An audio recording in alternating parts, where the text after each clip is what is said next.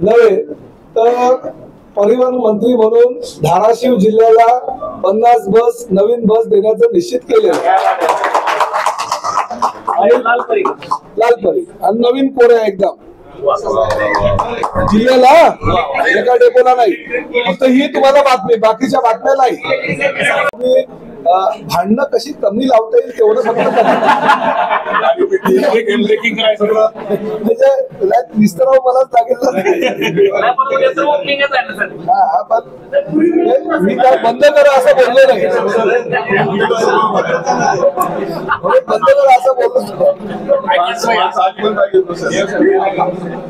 मला करण्यासाठी यावंच लागतं. आणि त्याच वेळेस मला आता गुरुजी सगळ्यांनाच आशीर्वाद देतात, मग कोणी मंत्री व्हा कोणी मुख्यमंत्री व्हा, म्हणजे त्याच्या क्षमतेप्रमाणे मंदिरात गेल्यावर आशीर्वाद देत राहतात. मलाही आशीर्वाद दिला. आता तसे 2 टर्म ह्याच्या पूर्वी सुद्धा दिला होता, पण तेव्हा झालं नाही. 4थ्या टर्मला झालं. त्यामुळे मंत्री होऊन परत या म्हणून पहिला आणि आई जगदंबेच्या चरणी गेलो. आणि कदाचित मला तरी असं वाटतं की प्रताप सरनाईकचा तसा धाराशिवचा काही संबंध नव्हता. आम्ही जेव्हा विद्यार्थी संघटना आणि युथ काँग्रेसचं काम करत होतो आमच्या तालुक्यामध्ये, तेव्हा आम्ही जिल्हा सगळीकडे फिरत होतो, तेव्हा येणं व्हायचं. परंतु आता काही एवढ्यात गेल्या 20-25 वर्षात तर काही संबंध झाला नाही. त्यामुळे आई तुझ्या भावनेनं तिच्या सेवेसाठी कदाचित मला ही संधी उपलब्ध करून दिली असं मनाला वाटतं. आणि ते होईल. सकाळी सुद्धा आम्ही कलेक्टर साहेब आणि आम्ही सगळे जेव्हा गेलो होतो, राणा पाटील सुद्धा होते, आमचे सगळे पदाधिकारी सुद्धा होते. संधी मिळाली आहे तुम्हाला देवीची सेवा करण्याची, कुठल्या गोष्टी तुम्हाला करणं अपेक्षित वाटते किंवा काय करायला हवं तिथे किंवा राज्यभरात? नाही बघा, आता उद्या तर पहिलं प्रेझेंटेशन आहे. मी कलेक्टर साहेबांना 3 दिवसापूर्वीच सांगितलं की आपण ज्या पद्धतीनं काही सुधारणा करणार आहोत, काही बदल करणार आहोत. आणि आज जी माहिती कलेक्टर साहेबांनी मला दिली म्हणजे ते फार पुढे गेलेले आहेत. असं बघायला गेलं तर बऱ्याच काही गोष्टी त्यांनी स्थानिक जे लोक आहेत त्यांच्याशी चर्चा करून खूप पुढे प्रकरण नेलेलं आहे. म्हणजे आता बाकीच्या प्रक्रिया करून फक्त कामाला कशी सुरुवात करता येईल ह्याच वर्षात, त्यासाठी आपण प्राधान्य देणार आहोत. परंतु मी असा म्हणजे प्रश्न जिल्हाधिकाऱ्यांना सुद्धा विचारला की काही गोष्टी ज्या अशा आम्हाला कळल्या की महाराजांच्या काळातील ज्या गोष्टी आहेत किंवा जी दगड आहेत ती कायम आहेत, पण त्यानंतर जी काही डागडुजी झालेली आहे त्या दगडाला क्रॅक गेलेले आहेत, चिरा पडलेल्या आहेत, भेगा पडलेल्या आहेत. त्यामुळे पुढल्या 100-200 वर्षानंतर जेव्हा परत मंदिराचं काही जीर्णोद्धार किंवा काही होईल त्यावेळेस अशी वेळ येता कामा नये. कारण जे काही दगडांना भेगा पडलेल्या आहेत ती कुठल्या काळातील आहे हे पुरातत्व खात्याकडे सुद्धा त्याची माहिती नाही. तर तशा गोष्टी होता कामा नये. आताच आपण भले थोडासा वेळ लागला तरी चालेल, पण आज आपण जे काम करू ते पुढे 500 वर्ष तरी किमान ते काम योग्य प्रकारे टिकेल अशी दक्षता घेऊनच आपण काम करूया असं मला तरी वाटतं. आणि त्यानुसार आम्ही करतोय. कारण शेवटी पूर्ण महाराष्ट्रातील नव्हे देशातील जनतेच्या भावनांचा विषय आहे तो. आणि त्या मनातल्या भावना ज्या होत्या त्या मी व्यक्त केलेल्या आणि आम्ही करू तुमच्या सगळ्या लोकांचं मार्गदर्शन करू. गाभारा बदलला जाणार? हा, गाभारा नाही, असं काही नाही. उद्या प्रेझेंटेशन आहे, मला तर काही माहित नाही कसं आहे ते. परंतु मला त्या जिकडे काही जुनी जी दगड होती बाहेर, गाभाऱ्याच्या बाहेरचा भाग बाहेरचा भाग होता भेगा पडल्या. गाभाऱ्यामध्ये जो विषय आहे तो वेगळाच आहे. परंतु गाभाऱ्याच्या बाहेरची जी काही दगड आहेत ना त्याला काही भेगा पडल्या. सभामंडपाच्या हो काही दगड आम्ही आतमध्ये जाऊन आम्ही बघितलं आणि काही डिझाईन्स आहे ते एका म्हणजे लेफ्ट साईडच्या दगडांवर वेगळ्या प्रकारचं डिझाईन आहे, तर राईट साईडच्या दगडांवर काही डिझाईनच नाही. त्यामुळे मी ह्याही सूचना केलेल्या आहेत. आता तो विषय नंतरचा की बाबा जे जुनं आहे त्याला कुठेही किंचितही बदल आपल्याला करता म्हणजे आम्हाला करायलाच देणार नाही पुरातत्व खातं. परंतु तसं आहे तसं हुबेहूब वाटलं पाहिजे. म्हणजे त्यावेळेस पुनर्निर्माण करत असताना सुद्धा भाविकांना दर्शन दररोज व्हायला पाहिजे अशी सुद्धा व्यवस्था त्या ठिकाणीच कशी करता येईल याची सुद्धा दक्षता फक्त घ्यायला. म्हणून तुम्हाला काय वाटतं, काय बदल पाहिजे? हा प्रशासकीय आता संपूर्ण सांगितलं, बऱ्याच गोष्टी पुढे गेल्यात, परंतु इतके वर्ष आपण येत आहे, पण माझी कुलदेवताच आहे म्हणजे येणारच नाही. फक्त म्हणून किंवा काय व्हायला हवं? नाही, आधी आपण मंदिराचा विषय तो संपवू आणि मग कुठल्या बदल पाहिजे? कुठला बदल तुम्हाला नाही, मी आता उद्या जे प्रेझेंटेशन बघील ना त्यानंतरच मी सांगेल. शेवटी कसं आहे की मी सुद्धा आता ज्या मतदारसंघाचं नेतृत्व करतो त्या मतदारसंघामध्ये पोर्तुगीजांच्या काळातला म्हणजे 1535चा वगैरे घोडबंदर किल्ला आहे. हे आरमार आमच्या घोडबंदर किल्ला आणि नंतर त्या ठिकाणी ईस्ट इंडिया कंपनीचं मुख्य कार्यालय जे होतं ते सुद्धा माझ्या मतदारसंघातल्या घोडबंदर किल्ल्यामध्ये होतं. त्यामुळे घोडबंदर किल्ल्याला आम्ही पुनरुज्जीवनच केलेलं आहे. खूप खर्च त्या ठिकाणी आम्ही केला आणि आज जर तुम्ही घोडबंदर किल्ल्याची परिस्थिती बघायला आणि 10 वर्षापूर्वी जर बघितली असती तर फार वेगळे चित्र आहे. आणि राज्यातला किल्ल्यावरचा पहिला ध्वज 105 फुटाचा तो मी घोडबंदर किल्ल्यावर बसवला. त्यामुळे मला असं वाटतं की काही बदल काळानुरूप करणं गरजेचं आहे. म्हणजे त्यामुळे आता भविष्य जर अजून त्याला 400-500 वर्ष आपल्याला टिकवायचं असेल तर काही बदल करावे लागतील. परंतु भाविकांना विश्वासात घेऊन तिथल्या स्थानिक पुजाऱ्यांना विश्वासात घेऊनच आपल्याला ते करावे लागतील. म्हणजे अशा धार्मिक ज्या भावना आहेत प्रत्येकाच्या मनातल्या त्या भावनांना कुठेही ठेच पोहोचणार नाही अशा पद्धतीची त्याची रचना केली पाहिजे. कारण हे जेवढं चांगलं वाटतं तेवढंच त्यातनं काही वाईटही निष्पन्न होऊ शकतात. निष्पन्न होऊ नये यासाठी आपण आधीच काळजी घेणं गरजेचं आहे. भाडेवाढ झाली मात्र एसटीची अवस्था राज्यामध्ये पाहिजे तेवढी चांगली नाही, त्याच्यात सुधारणा कधी होणार आहे? नाही, सुधारणा तर प्रताप सरनाईकच्या कार्यकाळात नक्कीच होईल. मी परवाच माझ्या एका पत्रकार मित्राला सांगितलं की भविष्यामध्ये परिवहनचा मंत्री म्हणून कुणी राजकीय खुर्ची ही कायमची नसते. तर परिवहनचा मंत्री म्हणून मी निवृत्त ज्यावेळेस होईल किंवा ज्यावेळेस ही खुर्ची माझ्याकडे नसेल त्यावेळेस जनतेनं आणि सगळ्या पक्षाच्या, फक्त आमच्याच पक्षाचे नाही, प्रत्येक पक्षाच्या राजकीय नेत्यांनी असं बोलायला हवं की बाबा प्रताप सरनाईकच्या कार्यकाळामध्ये काहीतरी बदल झाला. पूर्ण बदल होणार नाही हे मलाही माहिती आहे, पण काहीतरी बदल झाला असं त्याने बोलावं. मी कधीतरी उदाहरण देतो की एसटी महामंडळाची परिस्थिती, सुधाकर परिचारक ज्यावेळेस एसटी महामंडळाचे अध्यक्ष होते त्यांनी अतिशय चांगली परिस्थिती दिली होती. आता सुधाकर परिचारक हे कुठल्या पक्षाचे होते काय होते असे लोक बोलत नाही, परंतु त्यावेळेस त्यांनी अध्यक्षपदाची जी धुरा त्यांच्या खांद्यावर होती त्यावेळेस एसटी महामंडळाला अतिशय चांगले दिवस त्याने आणले होते. तर मी असं कुणाबद्दल बोलणार नाही, परंतु मला असं वाटतं की माझ्या कार्यकाळामध्ये काहीतरी चांगले दिवस मिळतील. नाही तर बघा चांगलं मला सुद्धा काल पत्रकारांचे म्हणजे मी समोरून उलट बाईट दिले सकाळी 10 वाजल्यापासून तुमच्या एबीपीला वगैरे. काही घोषणा तर चांगल्या करायच्या आहेत ज्यामध्ये लोकांना चांगलं वाटत असतं की नाही मला ह्या गोष्टीची मोफत मिळालं, ती गोष्ट मला मोफत मिळाली, ह्या चांगल्या गोष्टी आहेत. म्हणजे लोक ह्या गोष्टीचा कधी विरोध करत नाहीत. परंतु भाडेवाढ झाली आणि होय ती भाडेवाढ करणं गरजेचं का होतं हे जेव्हा मी पत्रकारांना सांगितलं त्यातल्या काही पत्रकारांनाही पटलं. आणि वस्तुस्थिती आहे 3 कोटी रुपये दिवसाचा नुकसान आहे. म्हणजे एखादी संस्था चालवणं म्हणजे आपलं कुटुंब चालवणं. म्हणजे एक्झाम्पलच दिलं तर तुम्ही पत्रकार आहात, तुमच्या पगारातून जे महिन्याला पगार मिळतो त्या पगारातून आपण महिन्याचा जमा खर्च करत असतो आणि तो जमा खर्च करत असताना कुठल्या कुठल्या गोष्टीसाठी किती किती पैसे लागतील हे आपण ठरवत असतो आणि त्यानुसारच तो महिन्याचा शेवट आपला होत असतो. एसटी महामंडळाची परिस्थिती अतिशय नाजूक झाली होती. 3 कोटी दिवसाचा जो तोटा आहे तो भरून काढणं तर फार कठीण आहे. म्हणजे हे 15% सुद्धा भरून मिळणार नाही. परत लोकांची अपेक्षा आहे तुम्ही जर 15% वाढ केली तर आम्हाला नवीन बसेस द्या. त्या खटारा बसेस तुम्ही ज्या देता त्या आमच्या ज्या गावापर्यंत आम्हाला पोहोचायचं होतं जाता जाता 3-4 वेळा त्या बंद पडतात, कधी वेळेवर येत नाही. म्हणजे ज्या तक्रारी आहेत त्या तक्रारी लोकांच्या सातत्याने येतात. त्यामुळे दुसरं जर तुम्ही कॅल्क्युलेशन केलं 15%चं गेल्या 6 महिन्यामध्ये महायुती सरकारनं आणि प्रामुख्याने आमचे या खात्याचे मंत्री असलेले आमच्या पक्षाचे जे मुख्य नेते आहेत एकनाथ शिंदे साहेबांनी लाडक्या बहिणींसाठी 50% सवलत दिली. ज्येष्ठ नागरिकांसाठी 75 वर्षाचे जे आहेत त्यांना मोफतची सवलत दिली. म्हणजे 15% आज भाडेवाढ केल्यानंतर कुठलाही प्रवासी हा 15% त्याच्या खिशातून आज देत नाही, कारण 6 महिन्यापूर्वी जी त्याला सूट मिळाली आहे. म्हणजे सरासरी जरी तुम्ही कॅल्क्युलेशन केलं तरी एखाद्या घरामध्ये 2 महिला आणि 2 पुरुष तर असतातच. तर 2 महिलांना तर 50% सवलत दिलेलीच आहे. आता हे 15% पुरुषांना अधिक द्यावे लागणार आहेत. त्यामुळे जर जमा खर्चाचं कॅल्क्युलेशन केलं तर आजही प्रॉफिट मध्येच आहेत आमचा प्रवासी वर्ग. त्यामुळे कुठलीही संस्था चालवत असताना प्रवाशाच्या खिशाला कात्री लागली ही वस्तुस्थिती आहे.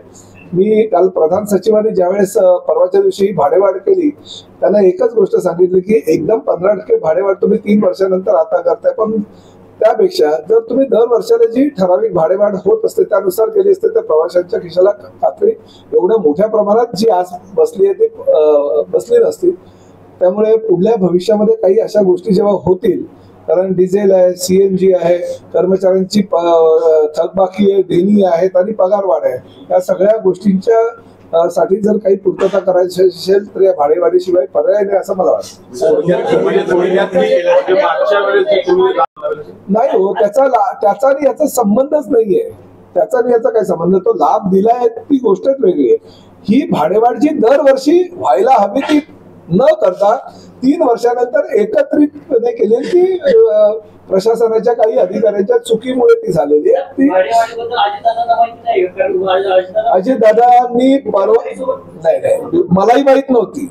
याचं कारण असं आहे, मलाही आश्चर्य वाटलं, कारण मी माझ्या अधिकाऱ्यांना विचारलं, अरे एवढी मोठी दरवाढ होते आणि आपल्याला काही माहिती नाही. प्राधिकरण असतं, मी आता परिवहन मंत्री म्हणून जबाबदारी घेतली 1च महिना झाला, परंतु एसटीच्या भाडेवाढीच्या संदर्भात किंवा धोरणात्मक निर्णय घेण्यासंदर्भात परिवहन प्रधान सचिवांच्या अध्यक्षतेखाली एक समिती असते.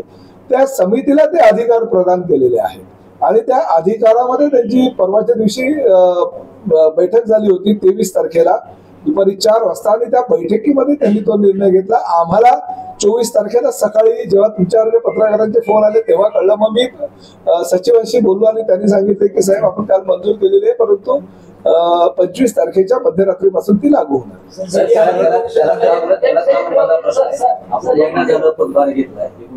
आजही आपल्याला काही अनुभव आहे, कसा अनुभव अधिकाऱ्यांचा एसटी खात्याबद्दल?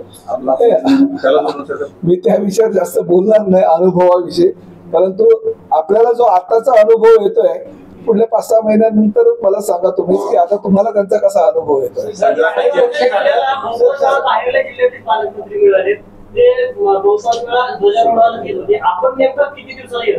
नाही, मी भले लोकांना त्याबद्दल काही मला माहिती नाही, परंतु माझ्या पक्षानं माझ्यावर जबाबदारी दिलेली आहे. मला माझा पक्षही वाढवायचा आहे आणि पालकमंत्री म्हणून ज्या दुष्काळी जिल्ह्याची जबाबदारी माझ्या नेतृत्वानं दिली असेल ते काहीतरी जबाबदारीनं त्यांनी ती धुरा माझ्यावर सोपवली असेल. पूर्णतः मी त्यामध्ये सक्सेस होईल हे आताच मी सांगणार नाही, परंतु तुमच्यासारख्या काही मित्रांचे अनुभव माझ्या पाठीशी असल्यानंतर निश्चितपणे काही सुधारणा करण्याचा प्रामाणिक प्रयत्न करेल. सर एक महत्वाचा विषय आहे की तुळजापूरच्या मंदिराचा जो आराखडा महाराष्ट्र शासनाकडे मंदिर समितीनं पाठवलाय तो आता मंजुरीच्या प्रतीक्षेत आहे, म्हणजे त्याच्यावर वादविवाद बरेच त्याला जोडून माझा प्रश्न आहे, त्या संदर्भात तुम्ही काही पाठपुरावा करून मंजूर होण्याच्या दृष्टिकोनातून? नाही, आता बघा मी तुम्हाला स्पष्टपणे सांगतो, त्याला जोडून माझा प्रश्न आहे. सुरुवातीला साधारणतः 1100 कोटी, नंतर 2100 कोटी आणि बरेच जे आहे ते प्रशासनाची भूमिका त्याच्या मागे विकास करावी ही जरूर आहे, निश्चित आहे. पण काही स्थानिक राजकारण तिथलं आहे त्याच्यात कसा समन्वय साधता येईल, किंवा ज्यावेळेस प्रशासन करतं त्यावेळेस त्या स्थानिक नेत्यांना ते मान्य नसतं, किंवा ज्यावेळेस प्रशासनाची भूमिका असते किंवा नेत्यांना मान्य केलं प्रशासन नसतं. तुम्ही याच्यात कशी त्या विषयावर बघा उद्या त्यावर आता मला सविस्तर चर्चा जिल्हाधिकारी करणार आहेत, मला त्याचा प्रेझेंटेशनही देणार आहे. परंतु काही गोष्टी मला पण म्हणजे प्रशासनाचं आणि आमच्या लोकप्रतिनिधींचं कौतुक करावं असं वाटतं की मला एक इमारत दाखवली डाव्या बाजूची, जी इमारत त्या आराखड्यामध्ये पूर्ण तोडावी लागणार आहे. त्या इमारतीच्या लोकांनीही परवानगी दिली की आमची तयारी आहे.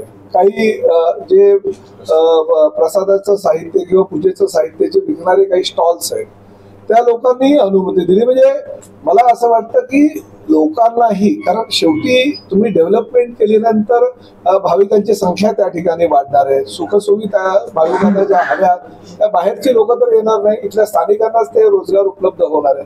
त्यामुळे हळूहळू का होईना आणि त्याची पूर्तता होईल आणि मला असं वाटतं आपण मोबदला पण चांगल्या स्वरूपात देतोय. त्यामुळे सर्वसामान्य मी आपल्या माध्यमातूनच जनतेला सुद्धा आवाहन करू शकतो की अतिशय चांगली योजना आणि तुळजापूरला देशाच्या नकाशामध्ये सर्वोच्च स्थान देण्यासाठी ही जी काही योजना सरकारनं आखलेली आहे, त्या योजनेमध्ये आपण सहभागी व्हावं असं मला त्यांना आवाहन करायचं. आपल्याकडे त्यापूर्वी सुरेश शेट्टी पालकमंत्री होते, त्यांच्याकडे आरोग्य खाते होतं, परंतु हा जिल्हा आरोग्याच्या बाबतीत नगरा होता. आता ही अवस्था अशी आहे की कोरोनानंतर संपूर्ण जिल्ह्यातली बसेसची उल्लंघन झाली आहे, खेडोपाड्यांच्या बस बंद झाले. तर या संदर्भात गाव तिथे एसटी हे जे गाव तिथे एसटी हे जे ब्रीद वाक्य आहे ते पूर्ण करणार का? नाही, मी आता तुमच्या प्रश्नांची 2-3 टाईमची उत्तरं देतो. मी तुम्हाला भेटण्यापूर्वीच मला कल्पना होती की तुम्ही तर मला काही सोडणार नाही, कारण धाराशिव पालकमंत्री आणि परिवहन मंत्री म्हणजे दोन्ही वेगवेगळ्या गोष्टी आहेत. तसं यांनी मंदिराच्या विषयी मला प्रश्न विचारला, तसे तुम्ही आता एसटीचे प्रश्न विचारले, याची मला कल्पना होती. परंतु त्यासाठी मी आधी एसटी डेपोची पाहणी केली, काय परिस्थिती आहे डेपोची, गाड्या कशा येतात, किती गाड्यांची कमतरता वगैरे त्याची पाहणी करून थोडीशी उत्तरं जी आहे ती घेतली आणि या ठिकाणी आलो. सर्वप्रथम मी तुम्हाला सांगू इच्छितो की मी परिवहन मंत्रिपदाचा कार्यभार स्वीकारल्यानंतर पहिली मी घोषणा केली की बदल्या सगळ्या ऑनलाईन. दुसरी मी घोषणा केली की कुठल्याही परिस्थितीमध्ये भाडे तत्वावरच्या बसेस घ्यायच्या नाही. याचं कारण असं आहे की भाडे तत्वावरच्या बसेस घेतल्यानंतर त्याचा फायदा प्रवाशाचा काही प्रमाणात होतो, पण त्याचं नुकसान जर विचार केला तर परिवहन सेवेला आर्थिक तोटा सुद्धा फार मोठ्या प्रमाणात सहन करावा लागतो. म्हणजे ठेकेदाराच्या भल्यासाठी जर खाजगी बसेस घ्यायच्या लागत असेल तर त्या न घेता कामाने ह्या मताचं मी आहे आणि त्यामुळे मी ती सुद्धा घोषणा केली. तिसरी घोषणा, तुम्ही जसं म्हणालात गाव तिथे एसटी, वस्तुस्थिती असायलाच हवी. 1948 साली चालू झालेली एसटी आज म्हणजे जुन्या, मी सगळ्या पुढाऱ्यांना मनापासून त्यांचं अभिनंदन करतो की आजच्या तारखेला जर सगळ्यात जास्त प्रॉपर्टी कोणाची असेल तर ती एसटी महामंडळाची. तब्बल 3340 एकर जागा ही महाराष्ट्रातल्या मोक्याच्या ठिकाणी, म्हणजे तुम्ही सगळे एसटीचे डेपो जर बघितले तर रेल्वे स्टेशनच्या बाजूला किंवा रेल्वे स्टेशनच्या समोर, म्हणजे ती संकल्पना तशी होती की रेल्वेमधनं व्यक्ती कुठली उतरली किंवा प्रवासी उतरला की त्याला आपल्या गावी जाण्यासाठी समोरच्या बाजूला एसटी मिळणं गरजेचं आहे. त्यामुळे अशा 8-10 एकरच्या जमिनी आहेत. तर मी हा माझ्या डोक्यामध्ये विचार आहे की कुठल्याही भाडे तत्वावरील बसेस न घेता दर वर्षाला 5000 बसेस आपण घ्यायचे आणि दर वर्षाला 5 अशा प्रमाणे पंचवार्षिक योजना बनवायची, म्हणजे 25,000 बसेस ज्या आहे 5 वर्षात आमच्याकडे येतील. आणि आमच्या ज्या 14,300 बसेसच्या आहेत, आमच्या स्वतःच्या आहेत डिझेल सीएनजीच्या, त्या 14,300 बसेस पैकी बऱ्याच काही बसेस ज्या आहेत आजच्या तारखेला 30-40% तरी बसेस स्क्रॅपमध्ये आम्ही टाकण्याच्या लायकीच्या आहेत.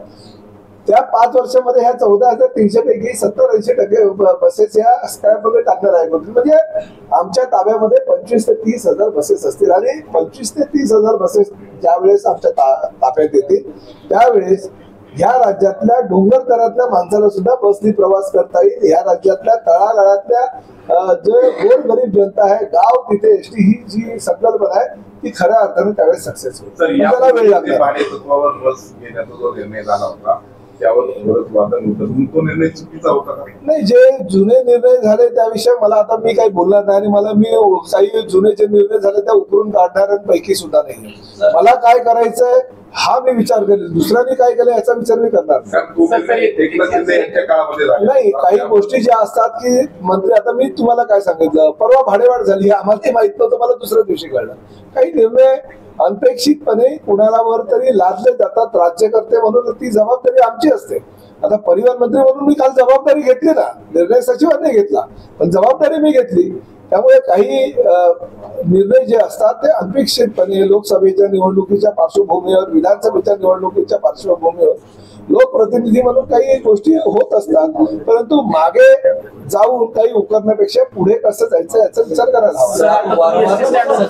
आपण काम करायला सुरुवात केली, पॉझिटिव्ह नोटवर काम करायला, सगळ्या तुमच्या बोलण्यातून ते दिसतंय. 2 गोष्टी तुमच्या खात्याशी निगडीत. पहिली, राज्यात सर्वाधिक चर्चा आहे बस स्थानकाची अजित पवारांच्या बारामती.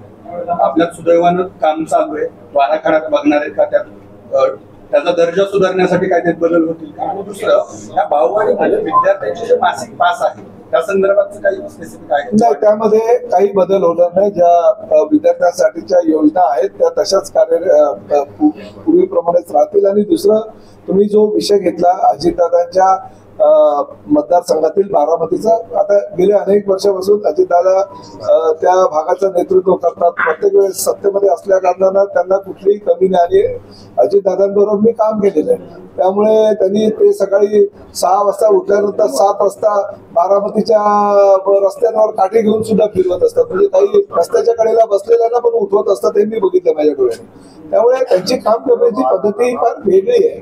आणि त्यांनी बारामतीमध्ये फक्त एसटी स्थानकच नाही, अनेक सुधारणा केलेल्या आहेत. मला फक्त राज्यातील एसटी स्थानकाच्या सुधारणा करायच्या आहेत. परंतु ह्या सगळ्या एसटी स्थानकाच्या सुधारणा करत असताना पीपीपी तत्वावरचं जे मॉडेल आहे ते मॉडेल आम्ही कदाचित, म्हणजे तुम्ही असं म्हणाल की बारामतीचं एसटी स्थानक, परंतु मी हा विचार करेल की बारामतीच्या एसटी स्थानकापेक्षाही चांगलं एसटी स्थानक आपण बनवू शकतो का, याचा विचार मी आज करायला हवा. त्यामुळे गुजरात राज्यातले बरेच एसटी स्थानक हे अतिशय चांगल्या प्रकारचे बनलेले आहेत. ते बघण्यासाठी आम्ही पुढल्या महिन्यामध्ये जातोय. कर्नाटक राज्याची परिवहन सेवा अतिशय सक्षम आहे आणि ती फायद्यामध्ये आहे. त्यासाठी सुद्धा 1 आणि 2 फेब्रुवारीला आम्ही कर्नाटक राज्याचा दौरा करतोय. त्यामुळे जे दुसऱ्या राज्यात चांगलं आहे ते घेण्याचा सुद्धा आम्ही मानस आमचा आहे आणि तशा पद्धतीची आम्ही सुरुवात करतो. आणि त्याला जोडून एक प्रश्न सर, की त्या एसटी संदर्भात आता आपण जी पाहणी केली त्यांनी मला एप्रिल 8 पर्यंतच टायमिंग दिलेला. मी त्यांना सूचना केल्या, कारण त्या ठिकाणी गेल्यानंतर महिलांसाठी जे शौचालय होतं ते सुद्धा ते योग्य प्रकारचं नव्हतं. टेम्पररी जे केलं ते पण योग्य नव्हतं. मी त्यांना त्याच ठिकाणी सूचना केल्या, ते चालणार नाही. परंतु जे एसटी स्थानक आहे सगळ्या सुविधांसह, म्हणजे उभापासून सगळं, त्यांनी मला एप्रिल 8 पर्यंतची वेळ दिली.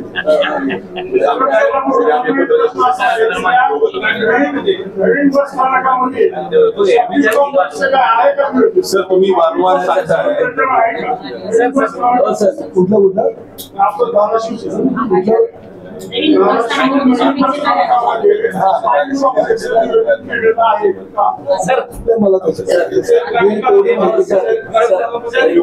वारंवार उल्लेख आहे जो भाडेवाढीचा निर्णय झालेला आहे, त्या भाडेवाढीचा निर्णय अधिकाऱ्यांनी घेतला होता आपल्याला माहित नाही.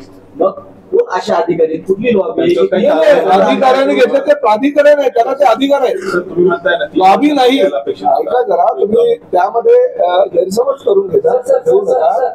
लॉबी नाहीये.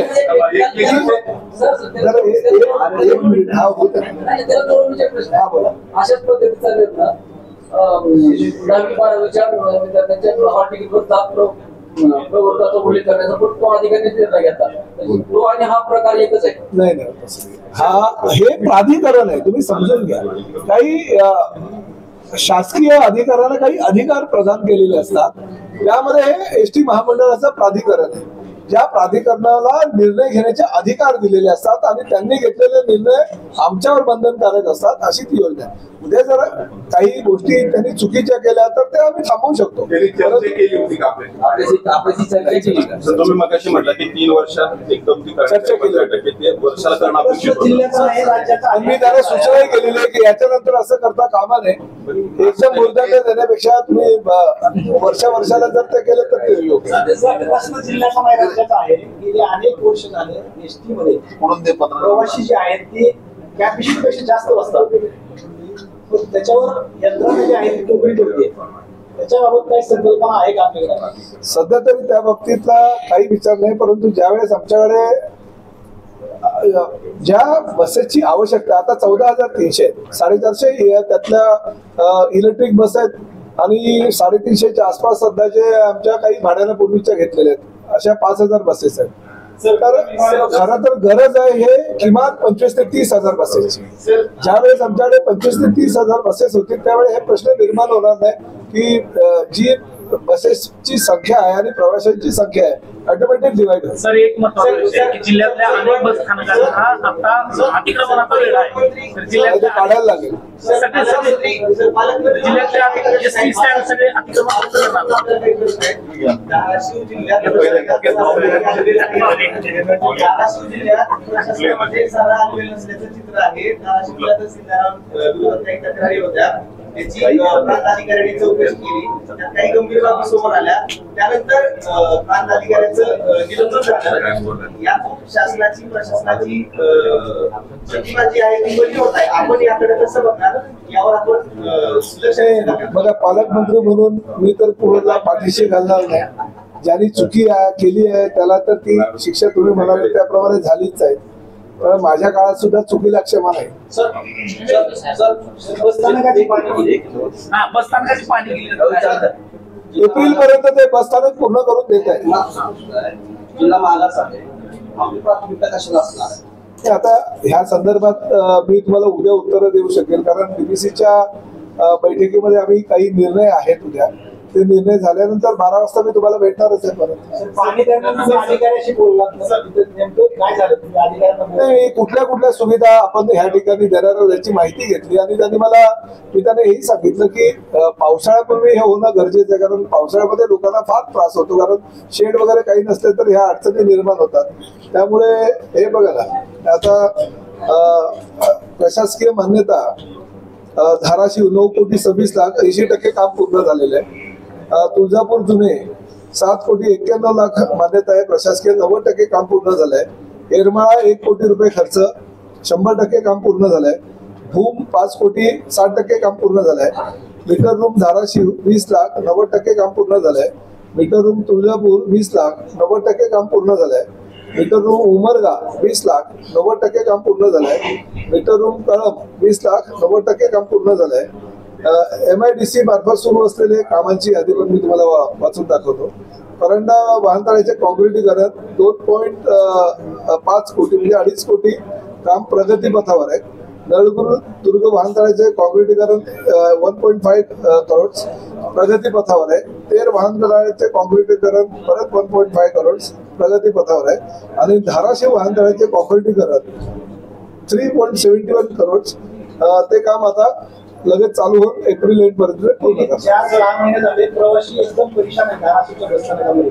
आता तो पुरुष साम्राज्य त्याच्यावर मी स्वतः जाऊन आलो ना, म्हणून ही पाहणी केली आणि पाहणी अंती हा निर्णय झाला की एप्रिल एंड पर्यंत त्यांनी काम पूर्ण करावं. विधानसभा निकालानंतर धाराशिव जिल्ह्याचे चित्र आपल्या सगळ्या समोरच आहे. परंतु पक्ष संघटनात्मक काही आपण निर्णय घेणार आहात, काय बदल तुम्हाला अपेक्षित आहे? मी पालकमंत्री तर आहेच, परंतु पालकमंत्री बरोबर मी पक्षाचा प्रमुख पदाधिकारी आहे. गेली 30 वर्ष मी आणि शिंदे साहेब एकत्रितपणे आम्ही काम करतोय. आणि म्हणजे ठाणे महापालिकेमध्ये आम्ही नगरसेवक सुद्धा एकत्रितपणे 1997 साली आम्ही गेलो होतो महापालिकेत. आणि त्यामुळे माझ्यावर जर ही त्यांनी जबाबदारी दिली असेल तर संघटनात्मक पातळीवर भरपूर काही त्यांची इच्छा आहे की परत एकदा आम्हाला भगवा धाराशिव जिल्हा बघायचा आहे. आणि त्या माध्यमातून त्यांनी माझी नेमणूक केली असेल असं मला वाटतं आणि त्या माध्यमातून मी काम करणार आहे. जुन्या आमच्या सगळ्या जे पदाधिकारी आहे, जे कार्यकर्ते आहेत, त्यांना विश्वासात घेऊन हा जिल्हा अधिक कसा बळकट करता येईल यासाठी आम्ही प्रामाणिक प्रयत्न करतो. आपण धाराशिव जिल्हा भगवा उमेदवार करत नाही.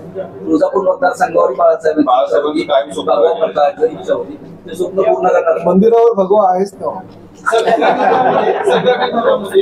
अनेक बसस्थानकासाठी 20-20 वर्षापूर्वी जागा ठेवलेली आहे. त्याच्यावर बसस्थानक बांधण्याचं धोरणच आतापर्यंत तयार नाही. त्या संदर्भात आपण काय धोरण आहे का? त्या संदर्भात मला काही माहिती नाही. माहिती न घेता कुठलंही उत्तर मी चुकीचं देणार नाही. मी माहिती घेतो तुम्हाला कळवतो.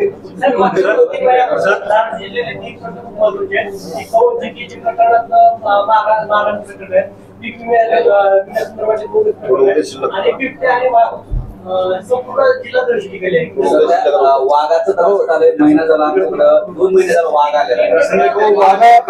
वाघांबद्दलच्या तक्रारी मला आल्या बऱ्याच लोक खरं तर म्हणजे या जिल्ह्यामध्ये तसं वन खात्याची जागा नसल्यासारखीच आहे. असं असतानाही वाघ या जिल्ह्यामध्ये येतात. आश्चर्य आहे. आमच्याकडे ठीक आहे, माझ्या मतदारसंघात वाघच वाघ आहे. पुन्हा संजय गांधी नॅशनल पार्क माझ्या मतदारसंघात आहे, म्हणजे अर्ध. त्यामुळे माझ्या मतदारसंघामध्ये बरेच शहरी भाग काही मी कॉमेंट्स बघत होतो परवाच्या दिवशी एका चॅनलवर मी पूर्ण म्हणजे धाराशिव जिल्ह्याचा पालकमंत्री झालो आणि ते एका चॅनलवर नवीन येणाऱ्या पालकमंत्र्यांवर काय काय तुम्हाला अभिप्राय त्या काही प्रत्येक पक्षाच्या राजकीय नेत्यांचे घेतलेत आणि तुमच्या चॅनलवर आणि ते मी पूर्ण मुलाखत बघितली, कोण काय बोलतं, काय कोण बोलतं. काही लोकांनी सांगितलं की आहे स्वागत तर सगळ्यांनी केलं, त्याबद्दल आपल्या मार्फत मी सगळ्या पक्षाच्या राजकीय नेत्यांच्या मनापासून आभार व्यक्त करतो की स्वागत हे प्रत्येकाने केलेलं आहे आणि करायलाच हवं, कारण पाहुणा आहे मी आज, नंतर नाही, आज पहिल्यांदा म्हणून, नंतर जे करायचं ते तुम्ही करणारच शिवसेनेचा वाघ आहे.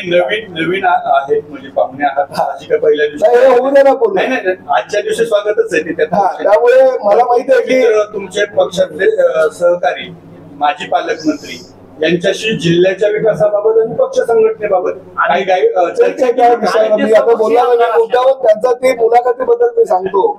तर मी ती पूर्ण कुतूहलाने बघितली, बाबा कोण कोण काय काय बोलतंय, कारण शेवटी कुतूहल असतं. आपल्याला नवीन जिल्ह्यात जायचं आहे, नवीन त्या जिल्ह्याची आपल्याला काही माहिती नाही, त्या कामाची आपल्याला माहिती आहे, म्हणून सगळी ती माहिती घेतली. प्रत्येकाच्या माहितीनंतर असं निदर्शनास आलं, म्हणजे कुणाला जर माहित दिला तर तो काय म्हणतोय मला आतुरता असायची, म्हणून ते मी सगळं बघितलं. काही जण म्हणाले प्रताप सरनाईक तर काय शहरी भागातले, त्यांना ग्रामीण भागातले काय प्रश्न कळणार वगैरे, ही वस्तुस्थिती मी नाही म्हणत नाही. पण शेवटी मी सुद्धा विदर्भातला शेतकरी आहे ना, म्हणजे आज मी शेतकरीच आहे, पण फक्त विदर्भातलं. आमचं लहानपण बालपण सगळं मुंबईला वगैरे गेलेलं असल्या कारण आम्हाला जिल्हा वाघाच्या दहशती मुक्त कधी होणार हे पूर्ण होऊन वाघाची दहशत काही प्रमाणात असतं, पण गरजेचं असतं काही काही ठिकाणी. तर मी तुम्हाला हेच सांगू शकतो की आपण ग्रामीण भागातली नाळ आमची ही जे मंडळी तुम्ही बघाल तर त्यांच्या ग्रामीण भागाची नाळ जुळलेली आहे. आम्हाला शहरी भागातले प्रश्न त्यांना माहित नसतात, त्यांच्या भागाचे प्रश्न आम्हाला माहित नसतात. पण विधिमंडळामध्ये तेव्हा जे चर्चा करतात त्या चर्चेच्या माध्यमातून आम्हाला समजत असतं की भुईमुग झाडाच्या वरती येतो की जमिनीच्या खालती असतो, याची माहिती आम्हाला असते. त्यामुळे थोडस त्या विषयावर आम्ही ह्या आमच्या सगळ्या सहकाऱ्यांकडनं माहिती घेऊन अजून तुमच्यासारख्या काही लोकांकडनं आणि खऱ्या जे शेतकरी आहेत बांधावर असतात त्यांच्याकडनं माहिती घेऊन आपण नक्कीच त्याच्यामध्ये काही बदल माझा प्रश्न असा आहे की जिल्ह्यात शिवसेनेची जर बघितली तर सध्या विभागलेली परिस्थिती दिसते, सगळी विभागलेली. बॅनरबाजीचं उदाहरण बघितलं तर एक प्रकारे स्पर्धा कार्यकर्त्यात लागली आणि या बॅनरवर हा नाहीये तर त्या बॅनरवर नाहीये प्रश्न. आणि जोडून जे पालकमंत्री जुने होते त्यांची आणखी नाराजी दूर झालेली नाहीये, ते मेळाव्याला काही कारणामुळे कोणी मेळाव्याला नसतील. तुम्हाला कसं कळतं, स्वप्न पडतं का कोण नाराज आहे आणि कोण खुश आहे आणि कोण आनंदी आहे, असं काही नाही. आमच्याबद्दल बोलत आहे. आता मी 4 टर्मचा आमदार, बरोबर आहे. आता मला मंत्रिपद मिळालं नव्हतं. पहिल्याही वेळेस माझी नावं टीव्हीवर तुमच्या चॅनलवर येत होती, दुसऱ्याही वेळेस येत होती, तिसऱ्याही वेळेस येत होती. माझं एकतरी तुम्ही कुठे मी नाराज वगैरे ऐकलं का? धीरज का फल मिठा होत आहे आणि राजकारणामध्ये प्रत्येकाला संधी मिळायला पाहिजे. त्यामुळे आमच्या पक्षातल्या नाराजीचा कुणी काही विचार करू नये. आमच्या पक्षातले जे नेते आहेत, आमच्या सावंत साहेब आमच्या पक्षातील वरिष्ठ नेते आहेत, त्यांचा आदर सन्मान सगळ्या शिवसैनिकांनी करणं गरजेचं आहे आणि तो त्यांनी करावा.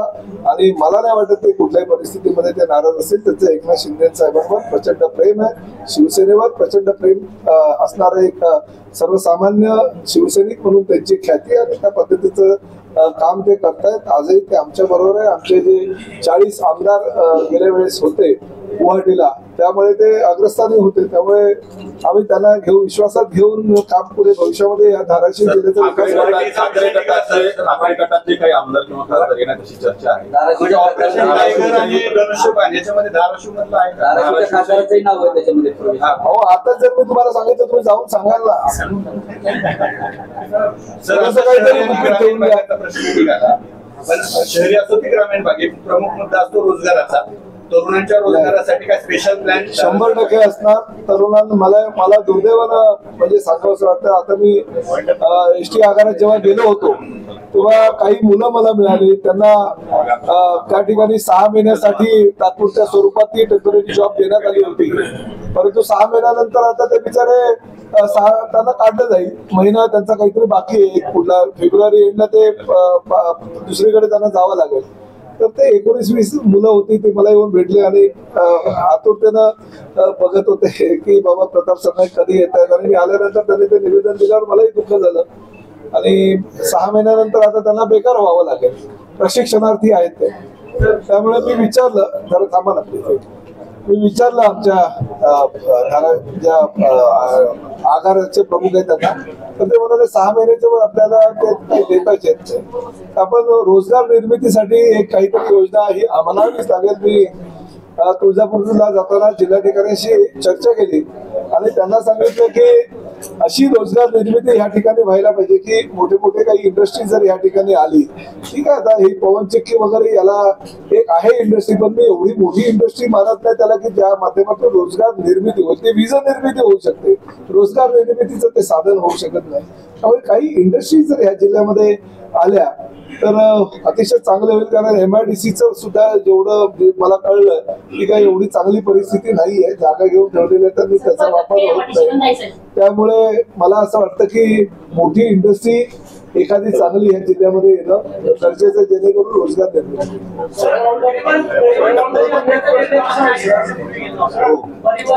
अहो आता थोडस ते उद्यासाठी काही आता प्रश्न बंद, आता तुम्ही नाश्ता करा.